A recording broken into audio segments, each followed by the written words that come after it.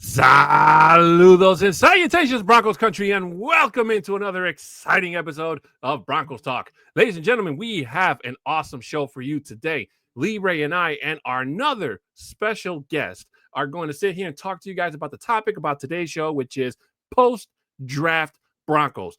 Are they better or are they worse after or before the draft? Ladies and gentlemen, this is a question that has been asked by a lot of people, not by me, but around me. I swear to you guys. Also, the return of your favorite segment, Broncos Overtime, is also making a comeback. So, ladies and gentlemen, please make sure your beer is cold, your food is warm, and that you are comfortable because you don't want to miss a single part of this show. So, make sure you get ready because here we go.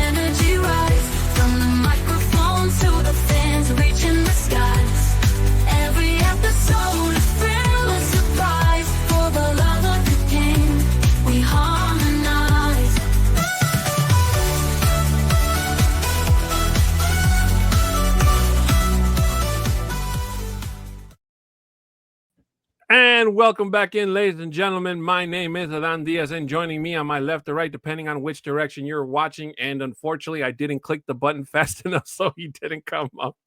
It's my co-host, Bronco Libre. Libre, how you doing tonight, brother? What's happening? I'm doing good for a Wednesday. What's happening with you? I'm doing all right. You know. How come your what's happening is better than mine? What are you doing different than I'm not? You know, it's because I've been doing it, I think, a lot longer. That's why. What? Okay, I got to work on my wah. What's happening? And you know what? It goes back to the movie Born in East LA, you know, because they're always talking about that. You've never seen Born in East LA with Cheech Marin? It doesn't sound familiar to me. I have to let me read the synopsis. Maybe I've seen it, but it doesn't like come to. It's not like Blood In, Blood Out, which is like the movie that every Mexican has to see once in their lifetime, you know?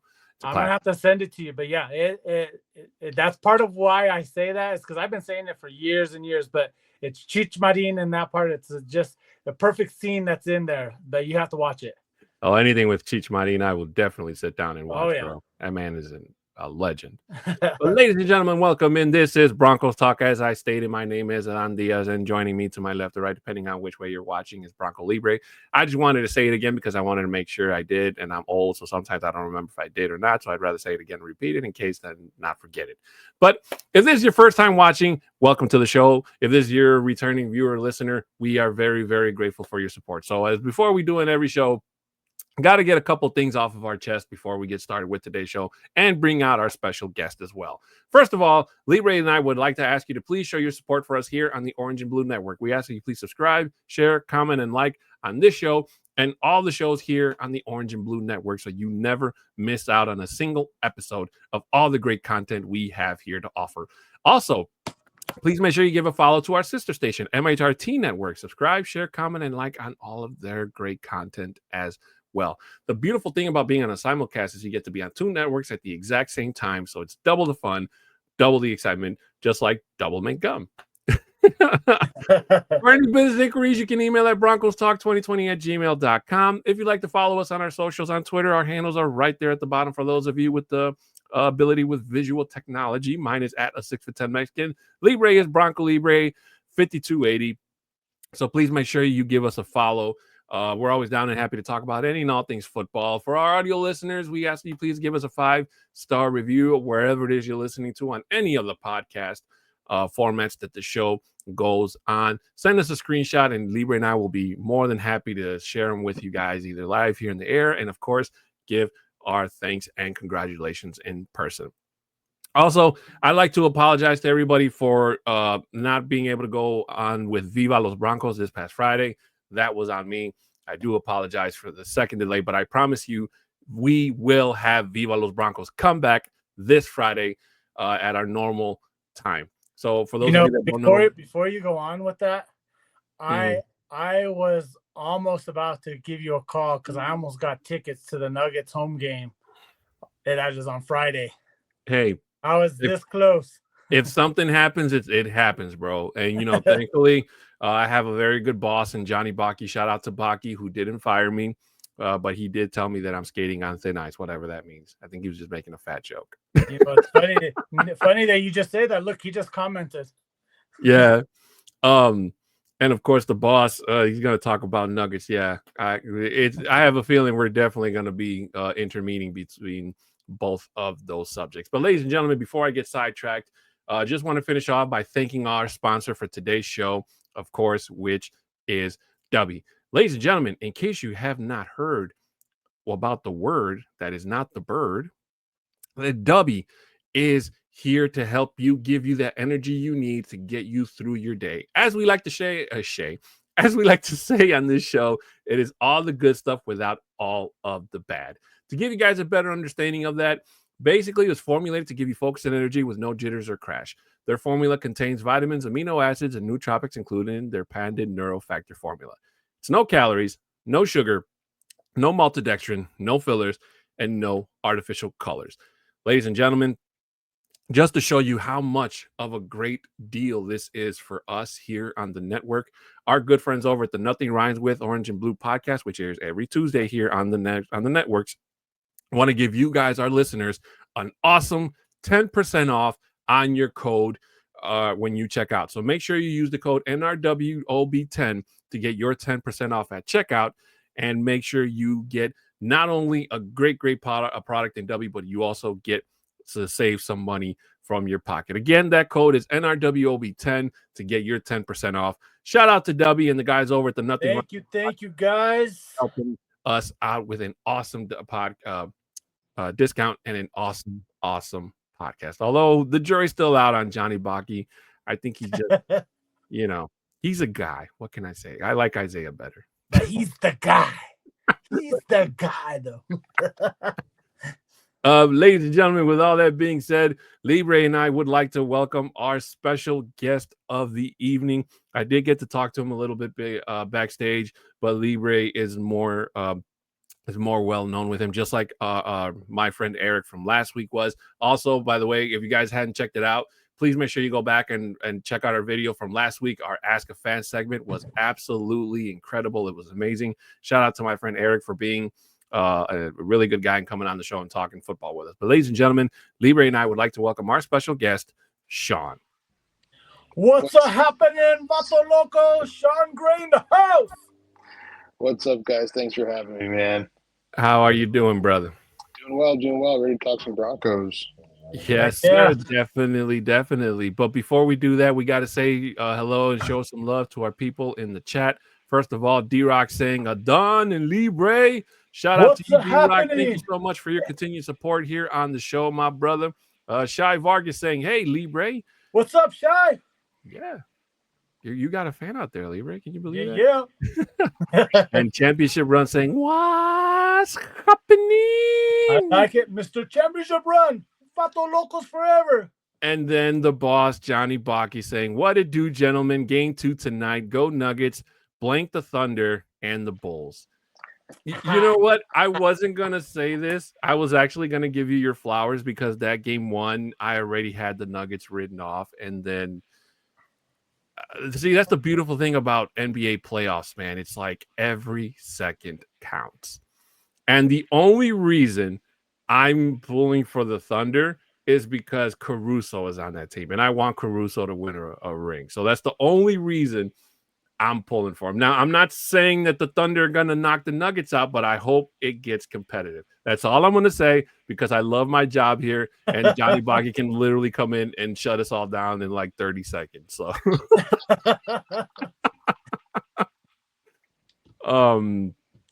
but one thing that before we go on, Sean, because Sean's a big basketball guy too. One thing is that what OKC does not currently have is experience in the playoffs right now. That's one thing that they do not have. And you have to think that these Nuggets, they just won a championship a couple years ago with the good majority of the guys that they have on this team right now. And with that experience, and you saw that come through in game one. Yeah. I mean, you can see like the championship core is still there. Yeah. You know, like KCP is the only one from that core that's gone. These guys know how to win. Last year they got tired. This year they seem to be on a mission after the Malone firing. Yep. You know, this team is they're cohesive. They're together. And you can tell. You know, they don't quit. They understand that no matter what point in the game, they got a chance, and you can see, and that's why they won a couple nights ago. Oh yeah, definitely. Gentlemen, if it's okay with you, I'd like to save this conversation for the overtime part of the show, just to make sure that we don't get a little too carried away. Although the best thing about doing the show is that we don't have a script. We kind of just go off of what's on our minds, and we go off of our fans in the chat. But we will definitely come back to this topic at the overtime part of the show, I promise you. But ladies and gentlemen, let's get to the topic at hand, which is basically the Broncos' current, just kind of a hot take as to where we believe the Broncos are now after the draft. I've been asked by a lot of people where do I believe the Broncos are now? Like, are we all of a sudden, championship team? Can we contend with the best the NFC has in the Super Bowl? Can they go? It's basically all the questions that we were being asked a couple of years ago when Russell Wilson came aboard. And those delusions were really, really high. So it's like the same questions we're being asked just a couple of years later. Now, I will say, answering these questions for me has been kind of hard because I've been trying to be realistic and not try to answer these with my orange and blue colored glasses on. Because if I have those on, then hey, it's Super Bowl every freaking year. Okay, no doubt about it. But we also have to be realistic. Now, to answer this question, I do believe that the Broncos have gotten better. Okay, they definitely didn't get the players that they wanted on their draft board. But then again, the only way they were going to get a Genti or any of the other top 10 players, they would have to give up something in return to move up. And moving up, especially when you get to the single digits, you really have to give up like a pot of gold, damn near, to get somebody to convince them and say, okay, we'll move back for that team to make the sacrifice and, not only accumulate picks, but probably get a player or so in return. And unfortunately, the last time the Broncos, went crazy, backing up giving up a giant treasure chest full of things, it blew up in their face, which was the whole Russell Wilson thing. So to me, I kind of felt like they played it safe this time around by not trading up and taking that risk and kind of putting more faith in Sean Payton and basically saying, okay, this is going to be your team. Pick your players. The only thing that the Broncos did, they didn't move up, but they did trade back. So they traded back, they got more picks, and they got more players out of it. So I believe that the Broncos are going to be better. How much better? It's kind of hard to say, but right now the bar is set past the wild card round. That's where the bar is for the Broncos because that's how far they made it last year. And that was a miracle in itself because the Broncos were not slated to even make the postseason. So if they can make it past that and get as far as they can to getting that Lombardi trophy, even in year one with this offense, is already a win in itself. No, you know what? I agree. Overall, like I feel like the Broncos themselves so far, they did what they did for the team itself. So, and I like that they didn't go for someone that was somebody that's been talked about so much leading up to this draft, even though that person was available. But they went for who was there, the best available player at a position and what we needed. And I feel that that's what we did, especially with Barron going in the first round at number 20. I think that was like a huge pickup, even though Omarion Hampton was there on the board for us to take.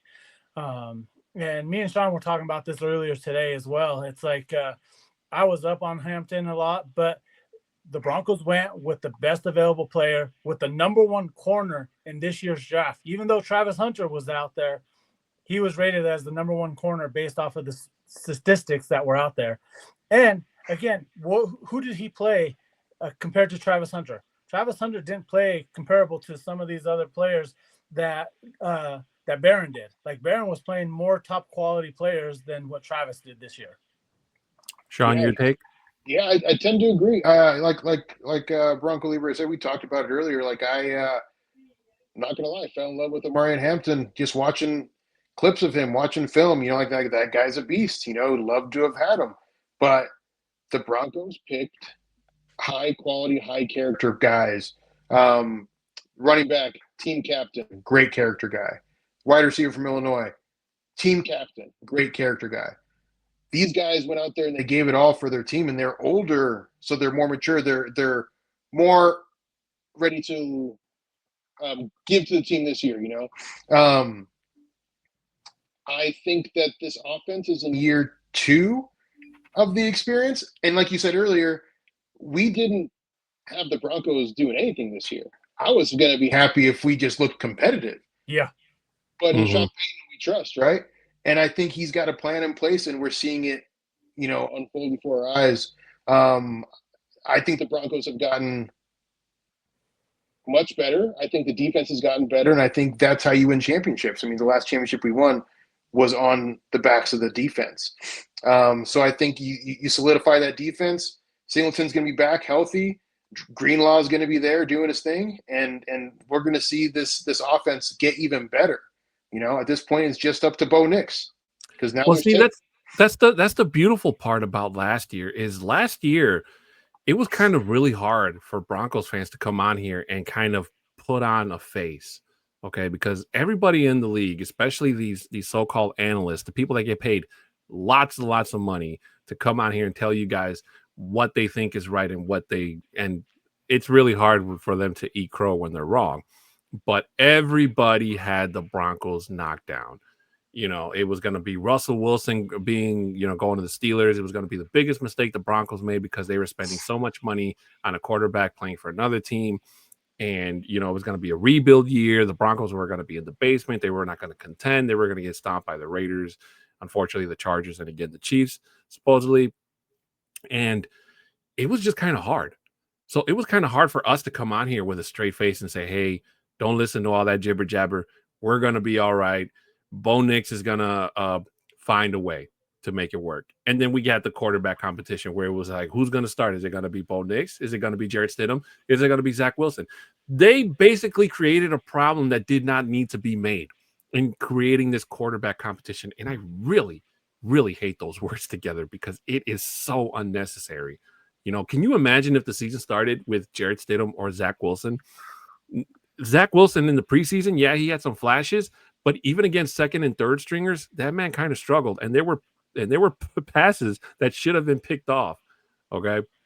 So he unfortunately did not move the needle for me in terms of saying Zach Wilson could be the guy to lead this team.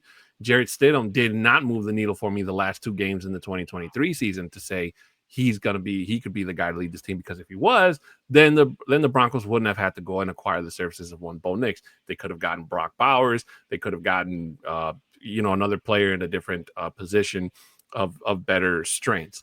So the fact that the Broncos went in there and took the entire league by storm, and Bo Nix came this close to being able to knock Jaden Daniels off of being, possibly the offensive rookie of the year, was an amazement in itself. So them going out and creating and getting these players was an amazing feat to me. Now, there's still a lot of people that don't feel that the pick at 20 for a cornerback was the right decision for the Broncos. And again, Libre and I would like to reiterate to you guys what we told you last week.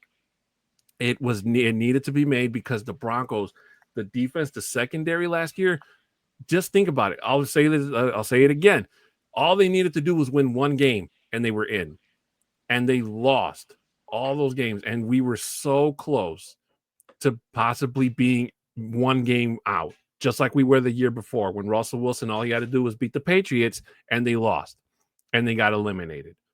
So, and that was with Riley Moss coming back, mind you. So, and in that Cincinnati game where we thought that the Broncos were going to go in and stomp Cincinnati, it was the total opposite. It was a shootout. It was a hell of a game. I'm really pissed that we lost that game, obviously, but it kind of showed you that even missing one game can create just like ring rust And it takes so much out of you, especially when you have a bad game like that, where you feel like you let your team down, you let your fans down, and it just didn't work. And that kind of thing can really affect a player's psyche going forward. Yeah, you could tell in that Bengals game that Riley Moss, I don't think it was rushed. I think he just wasn't right. He wasn't healthy, and he rushed back and he wasn't ready to go. Our pick at 20, the quarterback from Texas, he's going to play inside. And I think Riley Moss and him are going to, back and forth, play inside, outside. And I think it'll help. But you're right. I think they did create a competition last season. It seemed like for what? But I think for competition's sake, I think those guys go in there. If you just name Bo Nix the starting quarterback right away, then it's kind of like, oh, who's going to push them? Now they all pushed each other, and I think they all got better. And I think you saw that after the first couple of weeks of the season for Bo Nix. He started figuring it out, because he had that competition in the preseason. But yeah, man, this team is exciting because of last year. We didn't expect anything. Now we've got expectations. It's been a while. It's been what, 10 years since we've had expectations in Denver. Like it's tough. We had that little moment with Russell Wilson, but it wasn't real. We found out that pretty quick. So it was tough. And to have expectations in Denver is exactly what we want. And if they make it to the wild card round again this year, great. Let's build on that. If they make it to the divisional round, even better. But now we know we can hang with these cats, and we can go against the Kansas Cities and the the Chargers and whatnot with their offenses, and we got an offensive run. We got a great defense too. So yeah. Going back to Wilson, Wilson, the reason why they traded Wilson to go get for him is he's that high risk, high reward type of guy. So if he's going to go out there and he's going to throw those balls, like how you were mentioning, like he's just throwing out the ball or whatever, but he's going to hit on a good majority of those, but then he's also going to miss where he gets picked off. But you just know, just like how Sean was just saying, you get them in there, get that competition in there. So you're pushing Bo Nix to be better and not just being like that golden child saying, you know what? Yeah, you were the 12th person picked overall, but the 6th quarterback of this draft. Like you still need to work. And I think that's helped him out a huge amount as well, because you saw the progression, what he was able to do from the beginning of the season, like how Sean was saying, to the end of the season. And no doubt that Bo Nix is that guy. I agree. And I just saw this comment. Says Sean, mad props on winning tonight's old Orange and Blue Network Von Miller lookalike contest. I love it. It's the glasses. It's the glasses, yeah. Forever. That's always been the thing. Why do I feel that as soon as Johnny saw you, he hopped out of his couch because he probably thought that we were able to get Von Miller on the show? That'd be awesome. Sorry to disappoint. And Shai Vargas asks us, how do you guys feel about the acquisition of RJ Harvey? You know what? Unfortunately, I'm not a big college fan. You guys have heard me say this a bunch of times, so I can't give you my honest opinion on it in terms of saying, what his background is. But what I do feel is that the Broncos made the right decision by not going with a running back first pick that wasn't Genty or maybe even Hampton, although Hampton was on a lot of people's draft boards.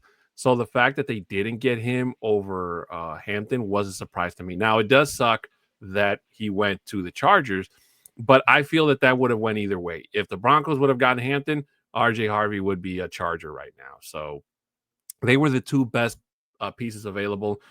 You just have to have faith that RJ Harvey, what he's going to bring to this offense, is better than what Hampton could have brought to this offense. Now, obviously, Genty is a monster. He's going to be a problem for a lot of teams, hopefully not ours. But the Broncos literally did. Right before you go, I just had somebody on my TikTok. His name is Mason. Just was talking because I had another Raiders fan that was in the chat right now in my TikTok live. And he was basically saying, you know what, Genty's not going to do nothing for you guys. He's not the savior for the team. And I was just saying, you know what? You're right. I honestly feel that, yes, that was probably the star running back. Like, he's that generational type of guy, but you need to put him in a system that's going to be able to work. Is that going to happen in Vegas? I don't think so. That's just me personally. Yeah. Sean, go ahead. I think maybe there's potential maybe for that to happen in Vegas just because it's a Pete Carroll team and you saw what he can do with the Seahawks and getting the right type of offensive coordinator in there to run his style. So maybe. I also think as a rookie running back, I mean, there are a few you see every once in a while that come out and have huge seasons, but as a rookie running back, this is a grind. The NFL is a grind. Everybody is the best player from their college team or a high draft pick or whatever, what have you. They're fast, they're strong. You know, you're not playing against future insurance salesmen, you know, or future, Fortune 500 CEOs. You know, you're playing against people who live, eat, and breathe this every day of the year. So the grind is there, and I think running backs, especially young ones, tend to fade out towards the end. Hopefully that's what happens with Genty for the Raiders, and we don't have to bear the brunt of that. But I think here in Denver, with RJ Harvey, he brings an element to the offense that maybe we didn't have, or maybe we're lacking a little bit. Julian McLaughlin has that ability to make people miss, and where Harvey may lack in like top end speed, he's good with like small twitch stuff. Really good in space, and we need someone like that. Could he get better out of the backfield? Sure, he can get better out of the backfield, but I think every college running back isn't polished in that. And if you're going to be a running back in Sean Payton's offense, you better catch the ball out of the backfield. I think we'll be pleasantly surprised with him. Don't expect him to come out here and be a world beater, but he's gonna surprise people. And I think as he grows into his role on the team, I think he's gonna flourish for sure.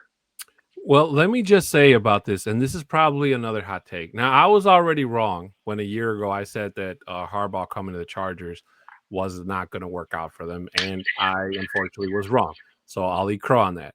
But I'm going to double down and still insist that Pete Carroll coming to the Raiders was a huge, huge mistake. Now, obviously, as a Broncos fan, I love it because I think that it's going to do absolutely nothing in terms of repair that offense. I really don't know why they thought going after Geno Smith was going to be the answer. You bring him into a division with an up-and-coming Bo Nix, Patrick Mahomes, who's already hard to beat and annoying as it is, and what's his name? Freaking from the Chargers. I can't think of his name. Herbert. Herbert. Thank you, Justin Herbert, who it seems to have found some new life under the Harbaugh system. And Geno Smith, probably still holds it high because he's beat the Broncos twice. Okay. All by sheer luck, I will admit. But him coming to another team is a whole different story. And you better believe that these Broncos are licking their chops and they're waiting to put that L on the board for him. And you could be right about Genty. He could be just a flash in the pan because not every player that transfers over from the college level makes it into the pros. It's a whole different animal. Sometimes the players you think are going to be good turn out to be bust, and sometimes the players you think are going to be bust turn out to be good, or in some cases go out to be into the Hall of Fame one day at the end of their careers. So that's the beautiful thing about just bringing these on here is just bringing these players onto the league is, just being surprised. If I can say, sometimes it sucks when it comes at the cost of the Broncos, but still. Here goes another question for us here, gentlemen. This is from the boss, Baki. He says, this is a question for all three of you. I released an article this week on Predominantly Orange about my optimism for our new tight end, Caleb Lohner. What do you guys feel about this young tight end? Either one of you guys can go off first. I think he's going to be great. I mean, he's going to be that safety net, that security blanket that Bo Nix needs. He needs someone that's not Cortland Sutton, that he can down the middle, someone who's 6'5" yards deep that he can just toss the ball to and hey, go do something with it. I think it's going to be really good. It's something that this offense has lacked for a long time. I mean, the Broncos haven't had a tight end since Julius Thomas. Yeah. Even further back, Julius Thomas, but like Noah Fant showed flashes that he could be something, and unfortunately he hasn't flourished into anything in Seattle, but as a Bronco, he showed a lot of flashes. And But yeah, the Broncos have needed a tight end like this for a very long time, and I think they found one. And in a Sean Payton offense, again, Sean Payton does so many great things on offense. You need a tight end. Like, look at Jimmy Graham, for crying out loud. Like, I'm not sure he's gonna get to those levels, but like that's just what you need. So that's what I thought as well when we got him. He's that type of Jimmy Graham type of guy. And where did Jimmy Graham play at? With the Saints. There with Sean Payton. It's kind of that type of player that he's looking at, that he has that height. And what's also nice about this guy, when you saw his highlight film, because I had no clue who he was, what is all his highlights are? We talked about this last week. Basketball highlights. It's all basketball highlights. And what's going to be freaking awesome is that he's so raw with this game that Sean Payton's going to be able to teach him what he wants him to be as a player. And that right there is like, if you can mold a player to the way that you want him because of his 4 catches, all touchdowns, by the way, like you're going to want to get and mold that guy. So I'm actually excited to have him on the team. And like Sean was saying, he's going to be that outlet that we needed for the longest time, especially on this team itself. And now that we have him, I think that's going to be there. Evan Ingram is going to be that guy there. He's going to help him, teach him, but it's going to be, we might run a 2 tight end set where we're going to be able to get that set up. And who are you going to go after? Evan Ingram, or are you going to go with Loner? Like, that's what you're going to want to have. And I think that Sean Payton, just his smarts on this offensive side, is going to be so wonderful that nobody's going to be able to stop us throughout this upcoming year. So that's what I'm super excited about. Well, I will say that unfortunately, I don't know absolutely anything about Caleb Loner. I have not done my research on him as of late. I definitely should. Do your homework. Man, I haven't done homework since high school, brother. And unfortunately, I'm still kind of bummed out that we missed out on the Loveland contest because for some reason I really had him figured and picked. I never thought he would go top 10. I thought the other tight end, Tyler Warren. Yeah, I thought he would go first before Loveland. So that was a bit of a shock. And I can tell you that there's a lot of Bears fans here who still don't think that picking up Loveland was the right decision in their spot. But as you said, Libre, just to kind of piggyback off of your point, if the 2 tight end set can work and you can make it work and you can use Loner as kind of like that disguise player, kind of like how the Broncos used Troutman last year, in terms of, he was technically the number 1 tight end, but when he wasn't, he was a definite problem to deal with. I mean, Carolina, which was probably his best game last year, just couldn't, they didn't know how to handle him. And me and you were both at that game, Libre. So it just basically needs to come from the offense. They need a revamp. Again, the whole point of them bringing guys like Caleb and RJ to this offense is to kind of give Bo Nix either more options or to give him a break from throwing the ball. Okay, because I'm pretty sure he learned in those first 2 weeks that you can't always throw the ball every single time on every single drive. You have to you have to be able to learn the defense, and you have to punish them for it. If they're going to stack the box, then you throw the ball. If they're going to play the outside and they're going to play the corners, then you run the ball and you push.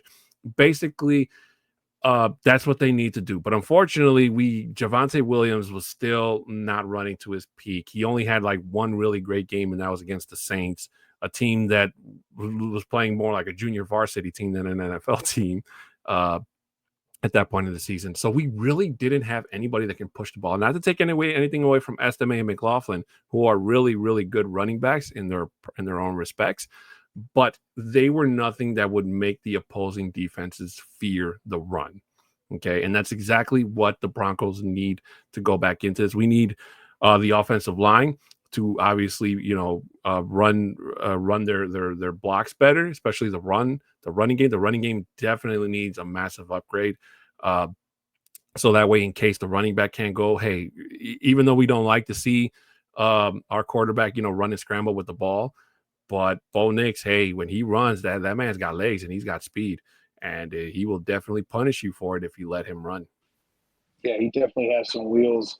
I just thinking back to this last season, the offensive line is always talking about, like, yeah, we want to run block more. We want to run block more. We want to be aggressive. We want to be physical. I think that's what like offensive linemen love to do.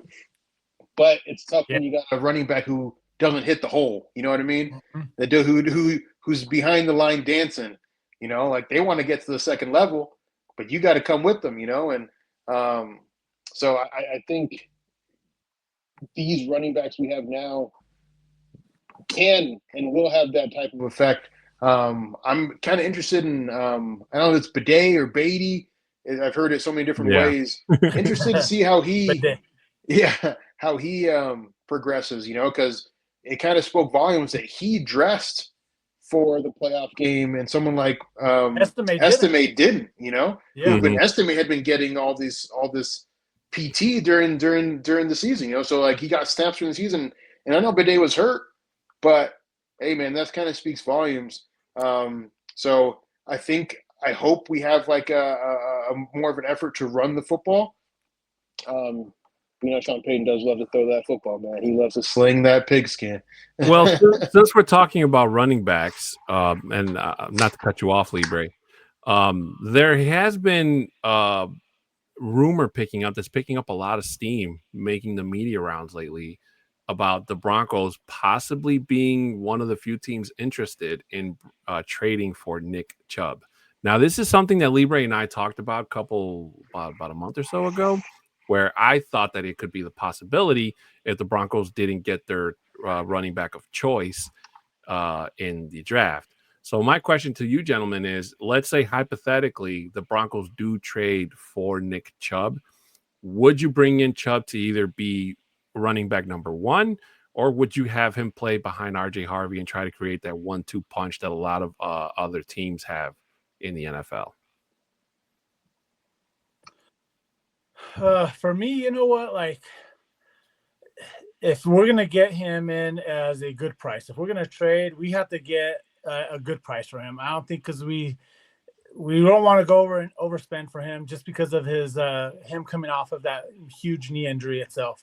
If we can get him at a good deal, and if that's the scenario, you know what, let's use him as a 1-2 punch, because you're not going to use him right away as your every down back, because you can't put that type of pressure on him, especially with that knee injury. But if he's going to come in, if we happen to pull that trigger, he's going to be that supporting part of it, where it's going to be 1-2. You can't have him as an every down back, because you're just going to wear him out, and he's not going to be effective for you near the end of the season heading into the playoffs. Yeah, I would tend to agree. I think Nick Chubb, he's shown that he can come back from a significant injury. He's shown it. Yeah. What's the old adage now in the NFL? Any running back over 30 is probably not a good running back at this point. But I'm not sure if I remember correctly. He's close to getting to 30, and he's coming off a big knee injury. If we were, it'd be, a third rounder, fourth rounder, something like that, maybe.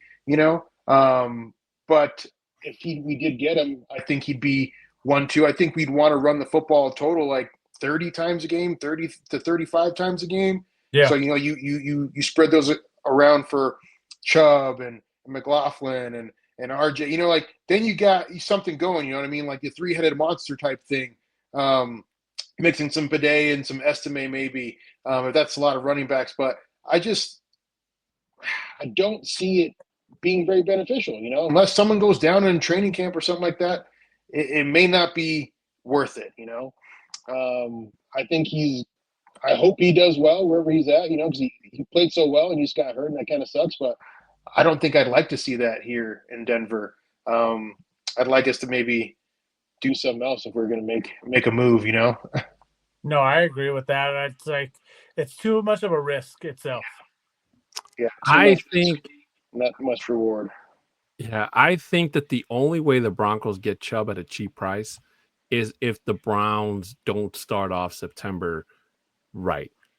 Because right now they have good players, they have a lot of overpaid players, but they also have a problem where they have, sometimes too much of a good thing is not always good. It's a bad thing, that old saying.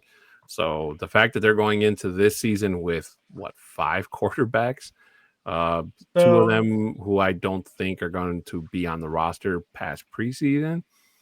So I just got a text from somebody who's watching the live right now, and they're saying that Nick Chubb is a free agent. Oh, so that is right. That is right. That is right. He is a free agent. So because he hasn't done anything and nobody's picked him up, so hey, why not? Yeah, send a little training camp invite his way or something like that. Coming off an injury, why not? Hey, you want to come on the vet minimum? Exactly. So with that being said itself, it's like, if you can come in here, prove to us that you're going to be able to make the team. If not, it's not going to hurt him at all for us to bring him in at all. So let's bring him in, say, hey, show us what you got. And if there's not anything available, then he be cut with the other guys. Yeah, the boss here, guys, saying he prefers J.K. Dobbins over Nick Chubb. I tend to agree. I agree 100% too. If we were going to make a move, I'd like to see J.K. Dobbins, because he may not look it, but J.K. runs inside. He can run outside. He can catch the ball out of the backfield. I'd stick with Chubb. There's just something about J.K. Dobbins that kind of, I don't know. There's a reason he's not with the Chargers anymore, if I'm not mistaken. You have a personal vendetta with them. He signed a 1-year contract with them. Yeah, he signed a 1 year. They didn't renew it, and that's why the Chargers went out and got Najee Harris, who I don't think is better than Dobbins, but I would much rather roll the dice with Nick Chubb. Just for the fact that he's a free agent, and I'm kind of embarrassed to admit I should have known that, but a shout out and thanks for the correction to your friend. Hey, that's Bronco Tiz. So yeah. Bronco Tiz, you're out there. Thank you for getting us and giving that correction for us. And that would make sense why that would get him or that whole story made traction, is because of the fact he's a free agent. So I think that there's probably something going on that we don't know about, because, if you would have said Bradley Chubb is a free agent like a couple years ago, that wouldn't have lasted long before you even finished that sentence. You mean Nick Chubb? So, he said Bradley Chubb. And obviously the Browns don't have any money to pay him a bunch of money, even if they wanted to, because most of their cap space is already tied to some of their other players. So my guess is that Nick Chubb is probably going to start like a world tour, where maybe he's going to start, talking to other teams, maybe attending a practice or two here and there before he finally gets picked up by somebody, if not by preseason, maybe by week 1 per se. You know what? It's going to happen. This is just exactly with Justin Simmons. He did not get picked up until week 2 or 3 of the preseason, after the preseason games. It's going to be where it's a team that's going to be needing a player, say a running back, whoever gets hurt during these preseason games before he gets picked up. That's what happened with Justin Simmons last year. And I feel like that's where he's at again, because he hasn't been picked up again. Yeah, you're right. Picked up, so you're totally right. Yeah, I think Nick will end up. Whoever gets hurt, there's always injuries, unfortunately, in the preseason. Yeah. That's just what it is. Someone's going to get hurt, and they're going to need a running back, and Nick Chubb will come and come. As long as the medical's clear with him, then that makes sense. But I still think, I don't know, it just seems to me that J.K. Dobbins would fit well in this offense. We may just run with who we got, but I tend to think that dang, guys, it's been fun being on here with you guys, man. I got to take off, but I appreciate it, man. Like, you guys. Of course. Yeah, thank you for coming, Sean. It was a pleasure talking to you, brother. Yeah, we can do this again, man. You guys have a good night. You do too. Thanks for coming. Nuggets. Go Broncos. Go. And Nuggets, he said, bud. He's like, recognize it. Let's go. He said it, not me. Peace, man. But, man, that was awesome. Having special guests on the show is really, really cool, man. Oh, of course it is, man. And I love it too, is we've had people that have been on so far that love the game itself. Yes, they love the team that we talk about as well. Or like your friend last week, he loves the Bears, but it all comes together because it's the love of the game. And that's what brings us, the community of us and football, all together. And we can talk football all day long. Like that's how me and him are at work all day. Is we're talking about Broncos all the time, and I love it. Well, you're so right on that point. It's like only one team out of 32 wins the Super Bowl every year. So the other 31 fans of those teams kind of head into the offseason all bummed out. Yes, we're mad, we're angry, we're pissed off or whatever. But the fact that we're able to put all that aside and come back refreshed in just a couple months and ready to cheer our team back to hopefully a Super Bowl victory is a miracle in itself. So again, excuse me, to our previous guests, thank you guys so much for taking the time to be here with us to talk football with Libre and I. And to our future guests, we really look forward to talking with you guys about the Ask a Fan segment. I'm really proud of that. And again, like I said before, we have had other guests on here before last week. But bringing my friend Eric on was really important to me because when we ended that segment before, he was the person I was supposed to bring on, and I never did. So I've always felt bad about that. It's been eating at me for the longest, and it was a huge sigh of relief being able to bring him onto this show. And shout out to Johnny for the inspiration and the support of bringing this segment back. And I know it's not exactly the same as it was from its original standpoint, but Libre and I are trying our best to kind of bring you guys great content every single time we come on this episode. And again, you guys have heard me say this before. Sometimes when I don't have an idea of what to talk about, either Libre will mention something or Johnny will just, I don't know if he uses AI or whatever, but his topics are always on point and they get us going. So that's why I always say to you guys at the end of every show, especially during the off season, please make sure you continue to support any and all forms of Broncos media out there because they could definitely use your support, because it is going to be a long stretch now, because the next bit of content that we get is not until training camp, and that's not until the end of July, if I'm not mistaken. So we have about a month and a half, maybe 2 months to go, where we kind of have to ride through the desert until we finally get to where it is we're going. Well, you know what? I'm going to let you know something when you say about Johnny and he's getting these ideas with AI or whatnot. He's the boss for a reason. Like you say, you just give him like, hey, this is what I'm thinking about. And I think in his mind right away, boom, just like that. He already says, oh, it's going to be, I like this spin is going to be better, especially for a title or whatnot. And that's what I think, just because he is the boss. He's been doing it for a while. And he's just really creative that way. So I think that's what I retract my previous statement, and I'm going to say that it's all because of Isaiah. Isaiah, because him and Isaiah are they're both they're co-owners. So I like to think that Isaiah feeds Johnny ideas, and then Johnny just remembers them, and then he just scratches off Isaiah's name and he puts his name on there. But I don't know about our text today, because when you submitted the request of the text of the show today, it was like right away. He goes, what about this? And it wasn't like he went to go, hey, Isaiah, what do you think about this? Isaiah was at his house, I think. He may have been sitting behind him or next to him on the chair. That's funny. Oh, but ladies and gentlemen, we love to have fun here. The base, as we get close to the end of the show in terms of regulation, Libre and I kind of feel that what the Broncos have done or did during the draft made the team better. How much better, we don't know. All we can do is speculate at this time, and we can definitely to be determined. Yeah, it's TBD. But again, like I said at the earlier part of the show, the definite bar has been set. Okay, and that's the wild card round. And that's where the Broncos have to kind of reach over their chin and get, because anything lower than that for the 2025 season would be a letdown, regardless of injuries, regardless of who's still on the team by the end of the season, what happens at the end of the season, and all that stuff.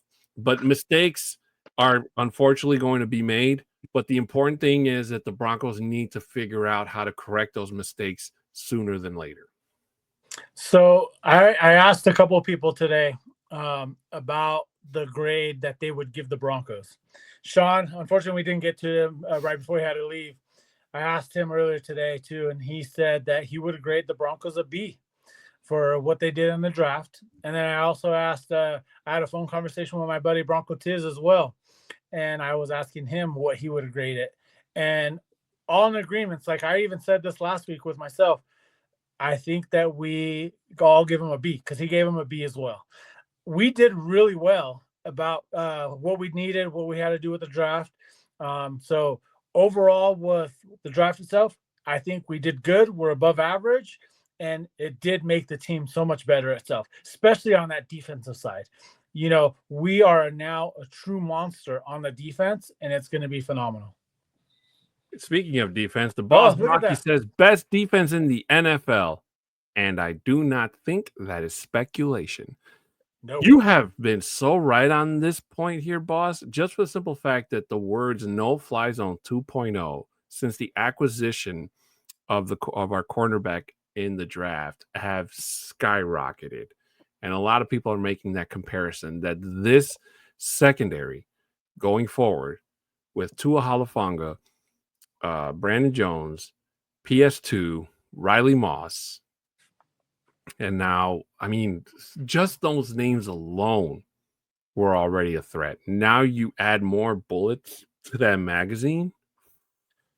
So, like we were just talking, like me and Sean today at work, we were just literally talking about this. And it's now to the point where we're coming in and saying, you know what? On paper, we are considered like the number one defense in the league. What you need to do is the players have to go out there and show out and put the work in and prove that we are there. That's what happened with the 2015 defense when we were considered the no-fly zone, is that nobody thought of them being the best defense out there, but they went out there and worked their butts off, and look what happened. They were the best defense, and that's part of the reason why we won Super Bowl 50. Agreed. And the boss, Baki, jumping back in, he says, I hate when they do 2.0s. Give them an original name when they are going to be that good. Maybe something like air traffic control. You know, I agree with Baki there. Like I've been always and I think I've said this in our past show as well. It's like I don't like that 2.0 part. Like let's give them the original name. Look, we need to figure something out for these guys. If we can get something here on our show and get it out there, like let's manifest that. Let's get something out there so that we know that this is the team that is not going to be able to be stopped. Well, I agree with that too. But then again, it's a lot easier because sometimes coming up with nicknames is not the easiest. You know, like air traffic control. I mean, it's so. It's of course it's nothing like the no-fly zone, but hey, if it gives you something to talk about or it sets a bar, then I'm all for it, you know. But normally it doesn't go anywhere past 2.0. Like you hardly ever hear of anything like that's not an actual like electronic device, you know, that's a 3.0 or better. But hey, I'm all for it. If you can find a better nickname for our secondary, I'm all for it. And I'm pretty sure that somebody in Broncos media is definitely going to, because the owners pay their social media team and all the people that they work a lot of money to come up with those really smart things. Which reminds me, Libre, and this is probably off topic. Have you ever met Miles, the mascot? Yeah. Jeez, so let me show you something real quick, though. Okay. It better not be a picture because I'm gonna be pissed. He's got the Nugget shirt on too. Damn, man. So if you go on my TikTok, I'm on the field, and he goes in and gives me this big old headlock and so forth. So I ended up getting the picture because I actually met him because he went to my office one day because we had some event at my office, and he was there. So there he is right there. And he signed it? Yeah, and he signed it and everything. And then I have one right there while he's in training camp where we're like going off and shoveling us off. Damn, man. I was supposed to meet Miles 10 years ago when he was supposed to come to Chicago, and the stupid snow got in the way. And I Blame didn't it on meet the snow. him. I didn't meet the cheerleaders. I Que didn't. desmadre. Yeah, I got to meet a bunch of cool Broncos fans, which was awesome. With something that I didn't realize was a thing in Chicago, but it's like, but I did knock half of that off of my wish list. You guys, if you follow me on social media, you've seen that last year I ran into two of the cheerleaders who just happened to be at the watch party where we were. They were really cool. They didn't have to turn around and take a picture with me, but they did. And then they took a picture with a bunch of other people too. So unfortunately, Miles wasn't with them, but he's been one of the people that I've always wanted to take a picture because he's really cool, I think. I'm just showing my TikTok fans. They're asking. Yeah, that's right. So if you actually go on my TikTok, you're gonna see this right there, the video of it and so forth. And it's so like it's crazy because I'm just on the field. He's just walking up with little mini Miles right before the game because we did the flag ceremony. Mm-hmm. And he just comes up and just throws me into a headlock and all that. It's pretty fun. It was pretty fun. Did you ever meet Thunder, the horse? Oh yeah. Don't tell me you got a picture with him too. As a matter, no, I don't have. He even signed it too. He put his horseshoe mark on it. That's right. No, like because there was one year. It was for when was it? It was against the Colts when they had Andrew Luck, and again, there was another flag ceremony that I was able to do, and Thunder was right there. So and they let us pet Thunder while Thunder was getting ready to run out and so forth. And then all of a sudden, where we come out with the American flag to do the flag ceremony, it's right by the visitors' locker room. So all of the players started to come out. And at the time, like I was like, oh, Andrew Luck and so forth. Man, this kid is tall. Like he's super tall. I don't know if it was because of his cleats as well or not, but he was like a real tall guy, like just standing like he's literally about 15 feet away from me from where he was coming out of the locker room, getting ready to go out into the field. And I was like, dang, this guy is really tall, which was nuts. That's crazy. But ladies and gentlemen, we're going to get a little jump start on our special segment today.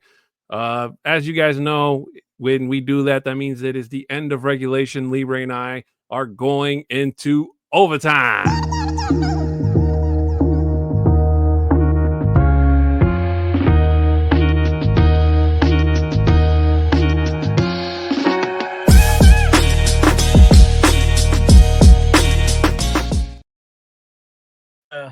Now, for those of you that are new to this part of the show, this is basically where Libre and I let our hair down, so to speak, and we talk about anything and whatever's on our minds. It could be related to Broncos football. It could be not. So if we can find a way to bring it back, we try to do so. But I decided to start this segment a little bit early because I don't want it to go that too far like we normally do because Libre has an engagement earlier in just a little bit, and I don't want him to be late. Let's talk about it right now. Let's elevate. And basically, which leads to this comment saying, Adon, of course, Libre is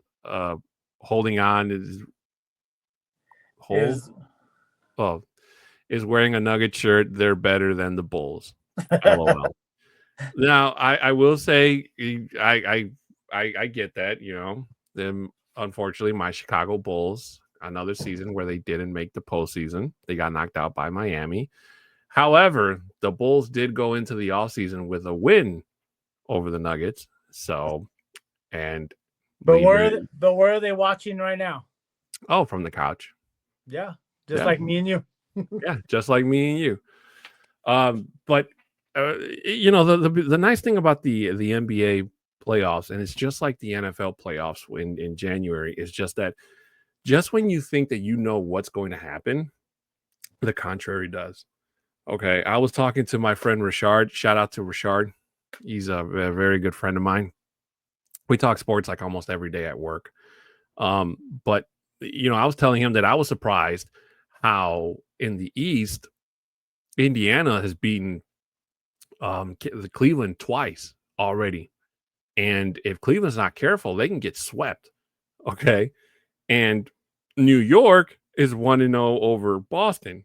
So that's a bit of a surprise itself. Now, in the East, if you ask me, I think that the Indiana, I think that they're going to beat Cleveland, maybe not sweep them, but I think that they're going to advance.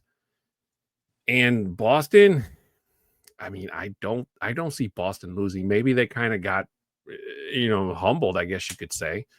But I don't think that Boston is going to lose to New York. Although Indiana making it into the Eastern Conference Finals would be a really interesting scenario, regardless of who makes it between New York and Boston. What do you think, Libre? No, I agree. And again, it's like football terms, you say any given Sunday. But that's the beauty about the NFL, though. It's one game. If you're done, it's one and done. It's not like it's like with the NBA and so forth, where it's a series. 10 when it's a series, it's tend to going to be like the better team's going to go out there and win it. When especially going after you need 4 out of 7 to go in there to get to that next level. That's why, like, if you look at it, all the home teams in the second round lost the game 1 of the playoffs. So that's part of it. And it's all about, again, I say it as well, it's all about the matchups as well. Doesn't matter where you're at.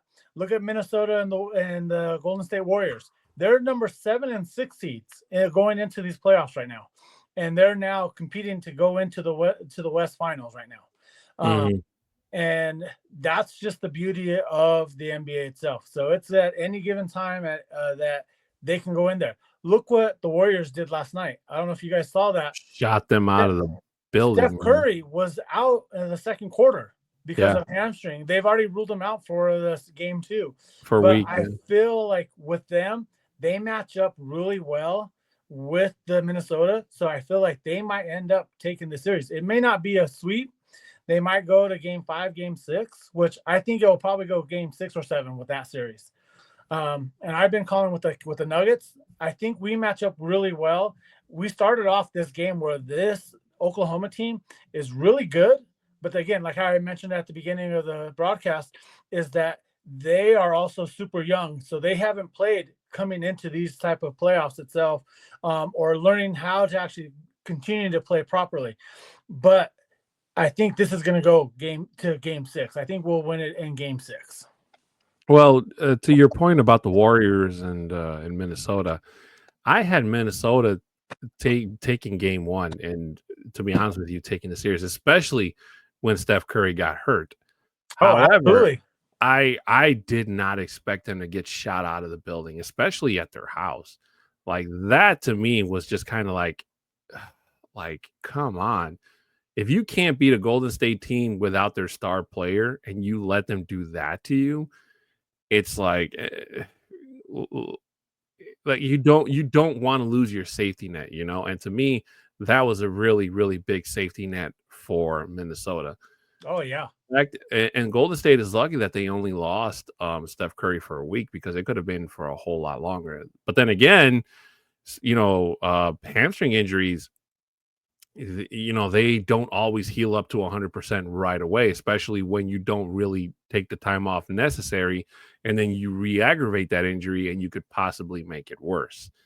So it'll be interesting to see how that. I wouldn't be surprised if that series goes to a game 5 or 6. I don't think it's going to go to 7, especially if Minnesota loses game 2 again. Oh no, I agree with you 100% on that. Or for the Nuggets, I thought that the Thunder was going to take the first game, and they almost did. But again, to your point about them being young, you also need to learn how, when you take a lead, that you keep it. And one of the hardest things as a young team to do is to keep a lead. They can take a lead. A lot of young teams do. Oh, yeah. But keeping that is a whole different story. And when you can, in some cases, they get lucky and they actually do keep the lead and they win, just like my Bulls over your Nuggets during the regular season. And in the playoffs, it's especially more important, because if the Thunder don't play to their strengths and they don't take Denver seriously, I wouldn't be surprised if Denver goes all the way and they go into the finals to represent the West. That's just how it is right now. Right now, the Denver Nuggets look like the better team of the 4 in that one. Not to take anything away from Golden State, because the last time I did, they shot everybody out of the building and won a championship. So I think that would probably be your hardest opponent to get past if the Thunder don't wake up and get their act together. Now, again, I will say the only reason I don't have a horse in this race to say, but if I had to choose, it would probably be the Thunder, just for the simple fact that I'm a big Alex Caruso fan. I really, really hated the fact that he didn't stick with Chicago, but he's in the postseason. So, and yeah, Johnny's going to say, but he has 2 rings. Yeah, he does have 2 rings. And yeah. So I wouldn't be upset if he went and chased and got a 3rd one. Unfortunately, it'd be past Denver, but yeah, but like what's going like with that itself is like, yeah, Caruso's there, whatever. But I heard a lot right leading up to these games is like not doing the reseeding as well, because this game technically should be the Western Conference Finals if that was going to be the case, because we're number 4, and like I mentioned earlier, Golden State is 6 and Minnesota 7. So if they went in there and did a reseed, we'd be facing the Golden State Warriors right now. And with that itself, I feel like even if we were playing the Warriors, we have their numbers. We match up really well with them. We had lost maybe 1 game out of the last 12 or something like that to the Warriors. So I feel like with that itself, it would have been taking us and getting us an easier chance of getting into the West Finals. Now we're already basically seeing the West Finals match up here now in this round, in the 2nd round. But you know what? I feel like this Nuggets team is so much better. Like how Sean was saying earlier, with the firing of Malone, I think just helps set a fire under these guys' tails so that they go out there and actually play. I think Malone was hurting the Nuggets a lot, and that's why they said, you know what? It's 3 games left in the season. Let's just go to the other direction. Because if you think about it, say he does take you to the finals, or we do win a championship this year, how much harder would it be to say, we need to fire you, Malone, because that's what we need to do? Yeah. Shy Rogers jumping in saying Nuggets winning games 2 and championship run, saying Nugget Libre in the house, Nuggets in 4. Ooh, I like that. I like that championship run. Predicting a sweep. Yeah. Hey, let's bring those brooms out. And the best part about it, if that does happen, that's on Mother's Day. Game 4 is on Mother's Day. Mexican Mother's Day or actual Mother's Day? No, actual Mother's Day, yeah. Okay. Because Mexican Mother's Day is on Saturday. So yeah, no, it's on Sunday. The game. That's the nice thing about being a Latina is you get to celebrate it twice. By the way, Libre and I were having this conversation earlier. Corona is the beer of Broncos Talk. No, we're not actually sponsored, not yet. One day, but it is the number 1 choice. Go back a couple of shows and you'll remember what I said first. I said Modelo time. I will say Modelo is good. I will take that as a backup, but if you ask me at the bar, it's always Corona, man. It's because it's cheaper, that's why. The quality is better. Don't be hating, bro. Haters gonna hate. Now I know what to buy you when I go to the game next time. I'm like, yeah, give Libre your coldest Corona, the one that's all the way in the back of the fridge. It's expired too. That's why. It's expired. It tastes no good. But no, man, like it is going to be like an awesome series.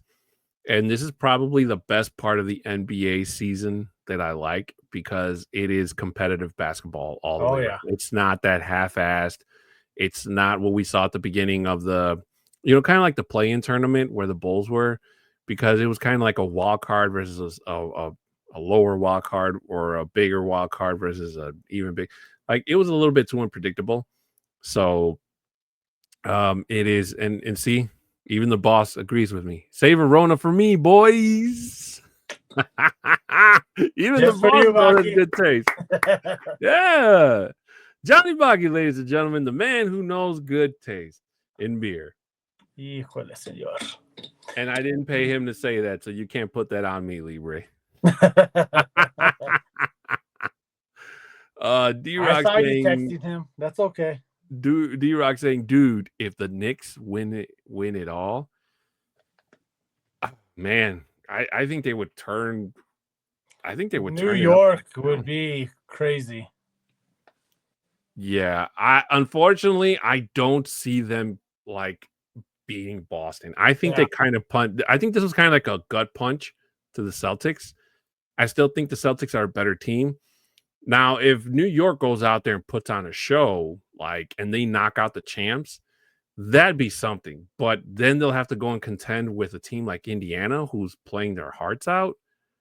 I mean, can you honestly say that the Knicks, if they were to beat the Celtics, can they be better than Indiana, who I predict is going to be in the finals over Cleveland? Or if Cleveland comes back and they knock Indiana out, I don't know if I can honestly say that the Knicks are better than the Cavaliers. I mean, the Cavaliers were the best team in the East for most of the season. That's why they won the number 1 seed. So it is. I mean, I don't know. It's anybody's game. It's anybody's guess at this point. And if you're betting on DraftKings or any of those sports books, be wise with your money, man, because just as fast as you make it is probably as fast as it can go. Oh, absolutely. You know, when sports betting became legal here in Colorado, and this was during COVID, of course, everyone's on the same, like on that train. It's like, oh, let's start betting. So I ended up jumping on, and I was like, you know what? Let me put $50 in. So I ended up put $50 in. I lost that $50, but then they gave you like a matching bet on the site. So I went and I used that money and I put on a bet. And of course, I put on the Broncos. I won that bet. I won like $12.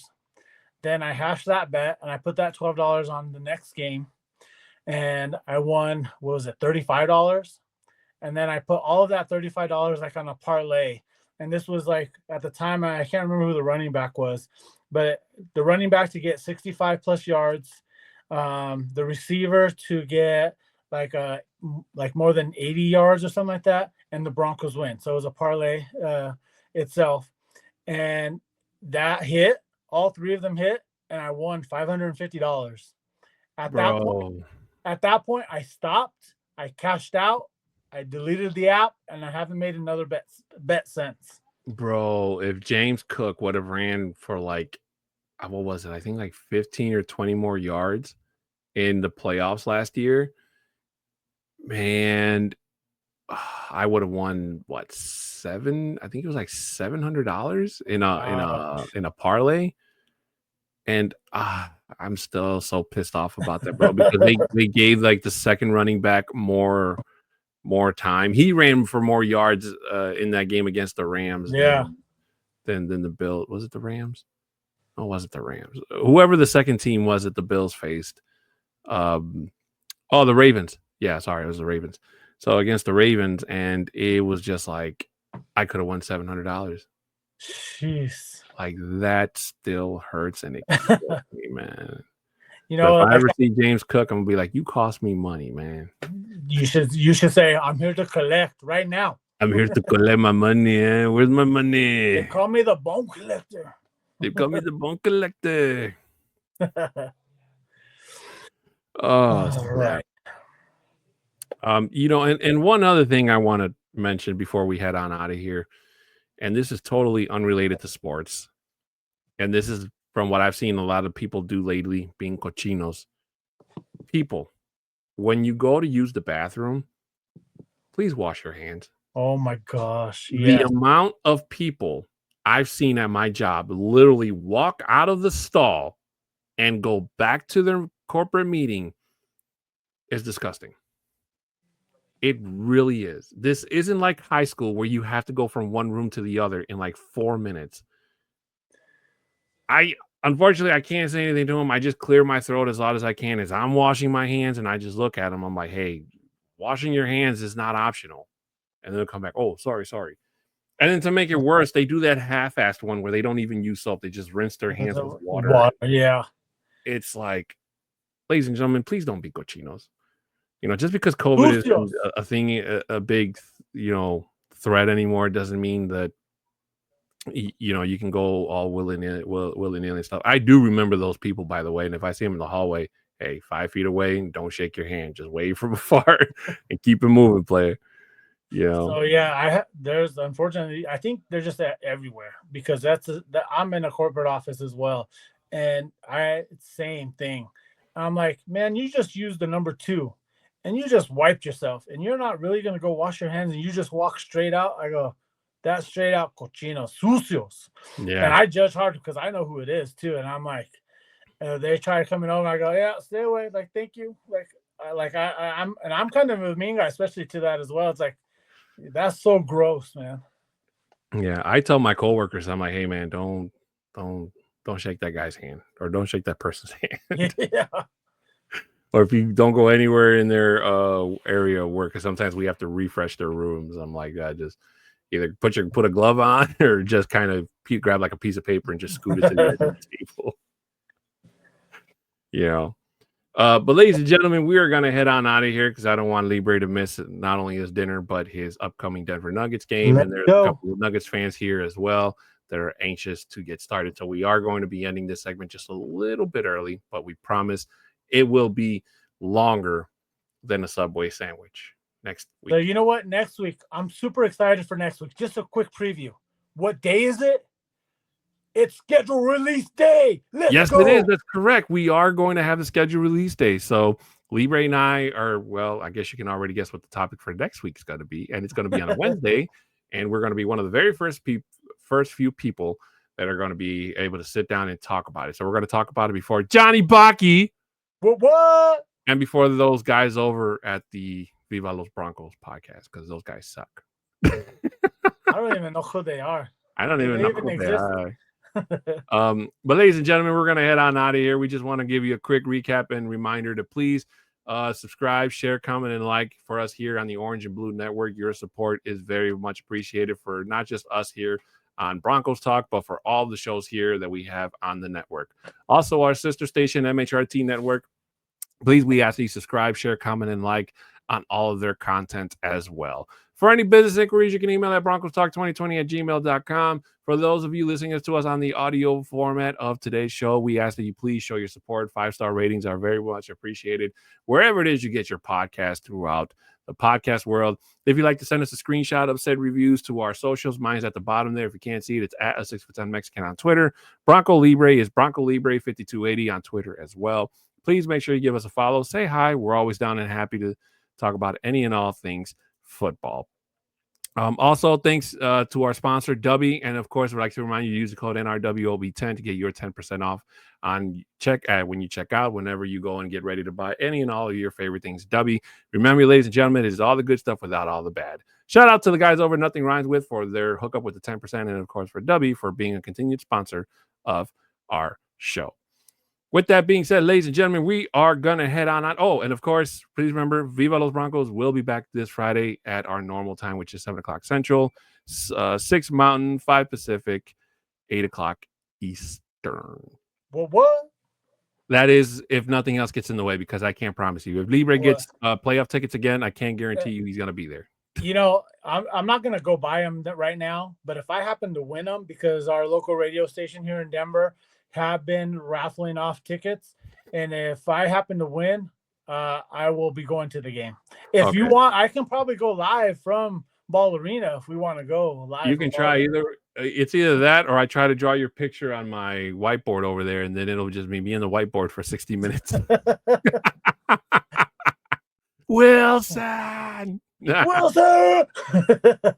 But ladies and gentlemen, we are going to head out of here. Thank you so much for your watching. Thank you so much for listening and for your support. And as we always say, please continue to support all forms of Broncos media out there, podcasts, articles. Check out Johnny Baki's over at Predominantly Orange. And of course, my good friend Lindsay Bebo as well. Ladies and gentlemen, we are out of here. Good night, good day, wherever it is you're listening to us. And as we always like to say around here, go Broncos! Let's go!